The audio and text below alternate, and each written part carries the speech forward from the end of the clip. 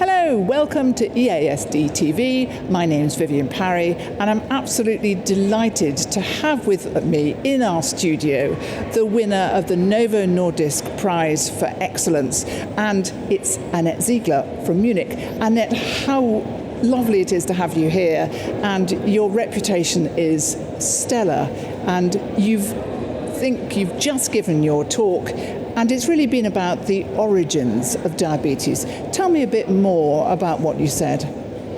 I think it is very important to find out why type 1 diabetes develops. And over many years of my research, I think we are much closer to the origin of this disease, but there are still also parts of the puzzles that have to be solved in the future. But a few key elements are that first, I think we learned that the type 1 diabetes is preceded, the clinical type 1 diabetes, by autoimmunity, a phase where we can detect now the disease by measuring, for example, antibodies that arise against the pancreatic islets. Also, we found out that actually the start of this autoimmunity already happens extremely early in life, with a peak incidence in the first year of life of children. And we now try, and this is also what I talked about, to find out what is actually the fertile environment and conditions that makes it possible that during this period so many children develop this autoimmunity, that develop diabetes later in life. And there are some, I think, very important components early that make it more likely, and this includes inflammatory responses, infections that happen very early, also growth pressure that happens early, and changes in the maturation of the immune system and the microbiome, and all those contribute probably to this fertile condition for autoimmunity. So is this on top of some genetic susceptibility, or is it separate? It is absolutely on top, and as you say, this is a very important part. The genetic susceptibility is important, key for autoimmunity to start, and it also allows us actually to stratify who is at risk. And we have the HLA genetics, and we have non-HLA genes that contribute to the disease, and over 70 genes have actually been identified. And by building genetic risk scores, we can already, just by the genetics, identify children with a 25-fold higher risk. And that is, of course, a very important basis. But of course, the intriguing thing is many of us are walking around today with many susceptibility genes for type 1 diabetes, yet we've never developed it. So obviously there are things, and we used to think they happened much later in life, and now we're absolutely convinced, largely due to your work, that the really important period is in the very early days of childhood. Right from birth, or are we talking really as soon as a child begins to get infections? Yeah, it's a bit from 6 months on that we see it, but the peak is around 1 to 2 years of age, where autoimmunity incidence is really highest. And it actually really exponentially declines thereafter. And this is also clinically very important, because it means that if a child has a very high risk to develop this disease at birth because it's a first-degree relative, or it has all the genes to develop it, if this child kind of survived and did not develop autoimmunity by teenager age, the remaining future risk of this child almost is identical to the background general population.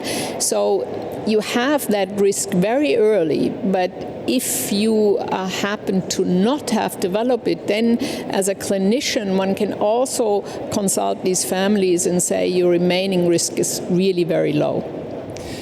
Now, we've often heard about the hygiene hypothesis. Are we seeing a difference in incidence of type 1 diabetes or autoimmunity depending on the birth order of children? So children who have lots of siblings who are exposed, we presume, to lots of snotty noses from their siblings. Yeah, indeed, there are some publications that direct us in this direction, but I think that more important is actually the infections that occur.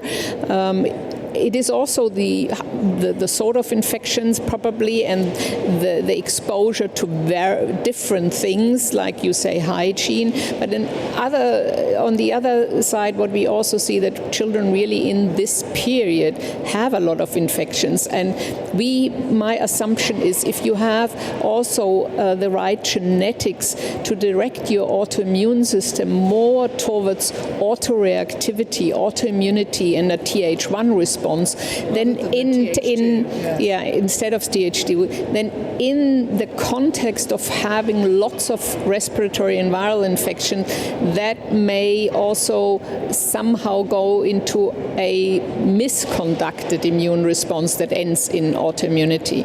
And what we actually in fact see is that respiratory viral infections and probably multiple infections and prolonged infections are highly associated with the risk to develop type 1 diabetes in multiple studies with multiple evidence. And yet, on the one hand, you need to have infections in order to train your immune system, but not too many.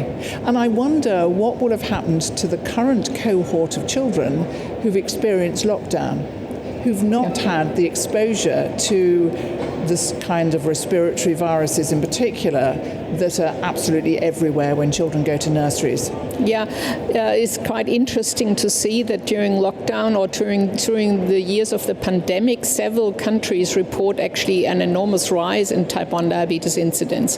But we haven't really understood whether this is a direct link of the COVID infection to initiating autoimmunity, or it's rather a consequence of other changes that occur in the lockdown. Yet that you just said, the change in infection to exposures, or even also the loss, the lifestyle change that also may have something to do. And in fact, we also see that growth and obesity, and there's increasing evidence, increase the risk for type 1 diabetes. I want to come back to something else that I think is very important, and also I showed actually some novel unpublished data in my talk that hint in this direction, that we always had the concept that there is autoimmunity, and autoimmunity then is destroying the beta cell, and the metabolic deterioration is a consequence of autoimmunity. And we have now some first novel evidence that actually glucose levels rise before or at least around the time of the appearance of autoimmunity. And that points actually us to the first time to there is something happening in the islet, in the beta cell, an insult or something that is probably causing the autoimmunity to happen. And that is a bit of a dogma paradigm change to say, and this is what I would like to suggest, that maybe type 1 diabetes is a metabolic disease before it becomes an autoimmune disease. So we have really something affecting the beta cell and maybe leading to autoimmunity in the right genetic background and inflammatory condition that is present in a young child. That's absolutely fascinating, and because I was going to ask you next, what's the next piece of research? Where is this going? Yeah, so I think that is a very important observation. We have to think about this in more detail, how we can actually monitor and integrate these metabolic changes. But I think they become more and more important. We have to think whether we can, through new omics technologies or inflammatory technologies, monitor this period of islet insult and start of autoimmunity more closely to maybe predict it in the future, because this is what we really want to do, to see exactly when something happens in a child, and maybe by intervening then through anti-inflammatory treatment or by protecting the beta cell, that would be really the next prevention and intervention I would go for in the future. Well, as you've heard, this is a fascinating area of discussion, lots of new work coming out. It's a wonderful, wonderful lecture that Annette Ziegler has given. So I do advise you, if you're watching online, go and search it out and listen to it. Annette Ziegler, thank you so much for being with us. Thank you.